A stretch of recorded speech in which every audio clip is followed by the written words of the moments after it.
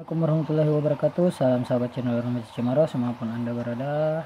Selamat menjalankan aktivitas dan kembali lagi. Semoga aktivitas kita, kegiatan-kegiatan kita pada hari ini selalu diberkahi dan diridhoi Allah Subhanahu wa taala. Amin. Oke, sahabat channel Rumah Cicimaro, kali ini saya akan berbagi sedikit pengalaman, berbagi ilmu ya buat kepada teman-teman sekalian tentang budidaya dan kultur kutu air ya. Dan di sini kita akan pelajari siklus kehidupan dari kutu air, yang dimana teman-teman pasti sudah ketahui bahwasanya kutu air adalah salah satu pakan alternatif ya buat pembesaran ikan hias kita, utamanya ikan-ikan cupang dan ikan-ikan gapia dan ikan lainnya ya. Namun sebelumnya saya sarankan jangan lupa like, subscribe, dan share jika video-video Rumah Cicimaros bermanfaat ya. Sahabat channel Rumah Cicimaros, di depan saya ini ada sedikit catatan kecil ya tentang pembelajaran kultur kutu air yang saya ambil atau saya kutip di beberapa referensi di internet tentang pembelajaran atau siklus kehidupan kutu air ya. Ya, ini gambarnya gambar kacau-kacauan ya, tapi mirip-mirip ya kutu air. Oke, lanjut ya ke metode pembelajarannya. Banyak teman-teman yang bertanya kepada saya, bagaimana sih siklus kehidupan kutu air, bagaimana sih cara kutu air bertelur, dan bagaimana sih jika kutu air kita mengalami kematian apa dan sebagainya. Dan maka dari itu saya membuat konten ini walaupun tidak sempurna bagaimana, cuma ini adalah proses pembelajaran dan pengalaman saya di Rumah Cicimaros. Oke, sahabat channel Rumah Cicimaros, dia yang pertama kita akan pelajari bahwasanya kutu air ya. Kutu air ini yang umum kita ketahui bahwasanya kutu air itu mempunyai dua jenis ya. Yang pertama adalah Daphnia magna dan Monia sp. Jadi kutu air itu bukan cuma ini ya, Monia, tapi ada Daphnia magna juga tergolong sebagai kutu air.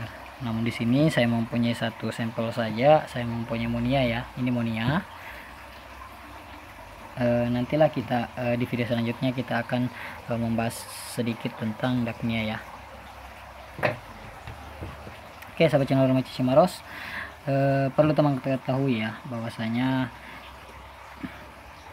Monia atau perbedaan Monia dengan Daphnia magna ya ada pada letak ukurannya, dimana ukuran Monia ini ya, Monia adalah ukurannya itu 0,9 mm sampai dengan 1,2 mm ya.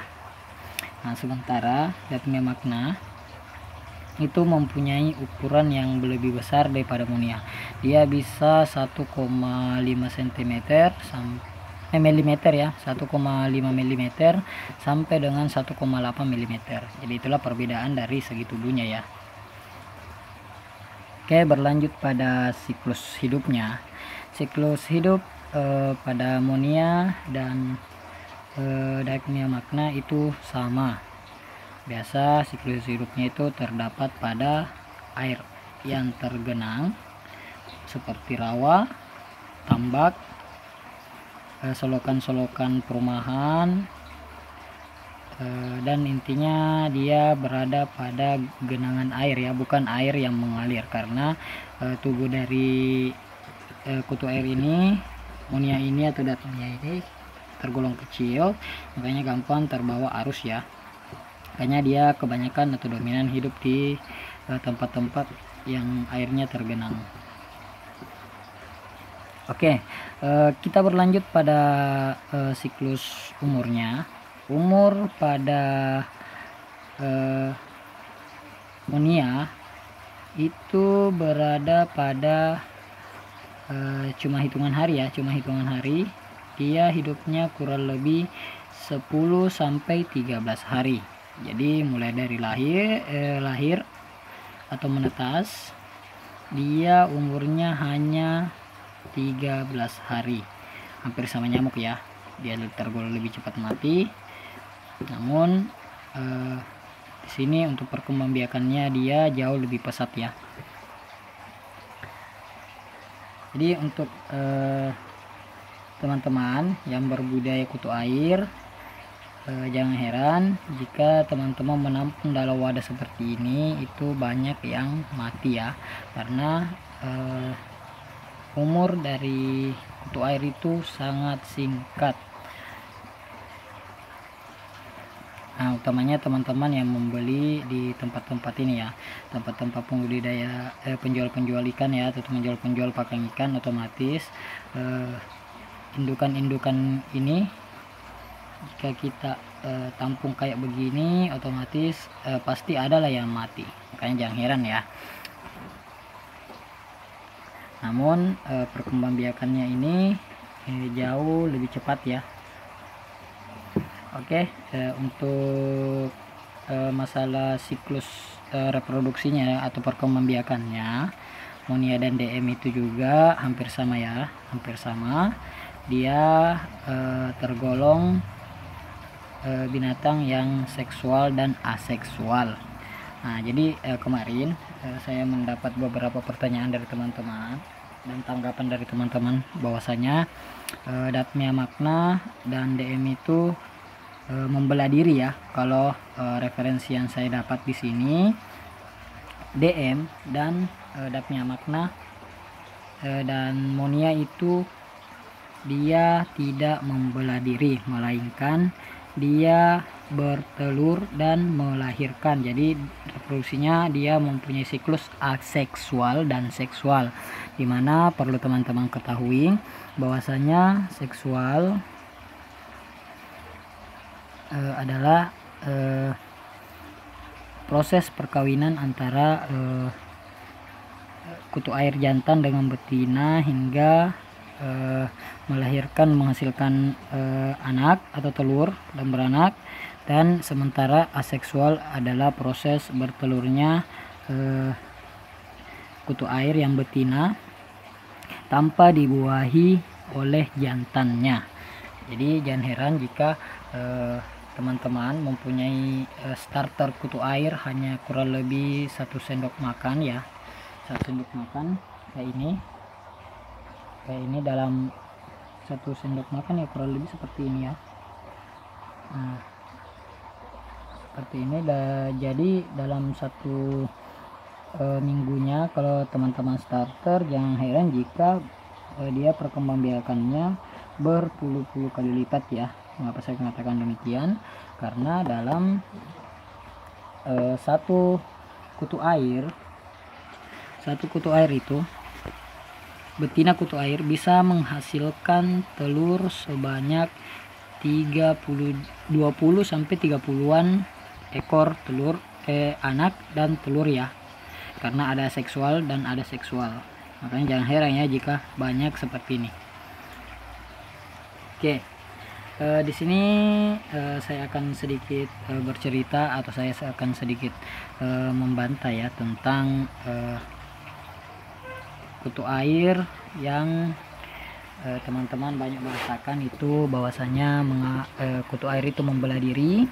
Kutu air itu bisa tanpa starter atau kultur ya. Mengapa saya mengatakan demikian? Sebenarnya bukan sih membantah, cuman saya ingin menegaskan bahwasanya di sini ya saya mempunyai catatan ini dia.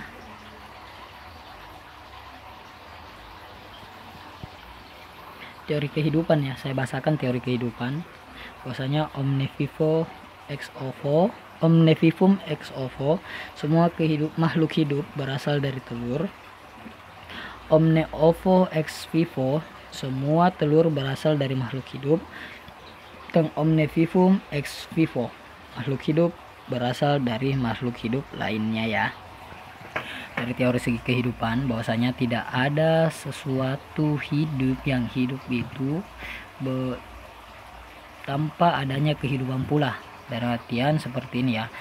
Jika ini banyak teman-teman yang melakukan starter kutu air tanpa adanya starter sebelumnya atau telur-telur dari kutu air ini, maka tidak akan ada hasil dari kutu airnya. Bisa untuk referensinya bisa teman-teman cari di Google ya. Lebih simpelnya cari di Google tentang teori kehidupan ya. Itu saya bukan membantah di sini, tapi saya hanya menegaskan ya sedikit tentang siklus kehidupan kutu air. Nah, oke, kita mengarah ke sini ya. Kita mengarah ke sini. Ini cara budidaya kutu air yang pengalaman saya di rumah Cimaros. Semoga ini bisa bermanfaat buat teman-teman. Semoga menjadi inspirasi teman-teman, utamanya yang pemuda ikan, karena dekat-dekat ini kan sudah menjelang musim hujan, makanya untuk mencari kutu air di selokan, di rawa-rawa itu susah, karena jika kutu air ini terkena air hujan, maka dominan pertumbuhannya akan jauh lebih lambat ya. Nanti kita akan bahas di video selanjutnya mengapa kutu air tidak mengurang atau berkurang jika terkena air hujan ya. Oke, kita mengarah ke siklus budidayanya ya. Oke, siklus budidaya kutu air kita ambil dasar dari bibit ya. Bibit kutu air ya seperti saya bahasakan, bahwasanya teman-teman bisa mengambil di rawa-rawa ya, namanya air tergenang, solokan, rawa, bahkan bisa teman-teman beli dari teman-teman yang kultur kutu air atau penjual-penjual ikan, pasti ada ya namanya kutu air di sana.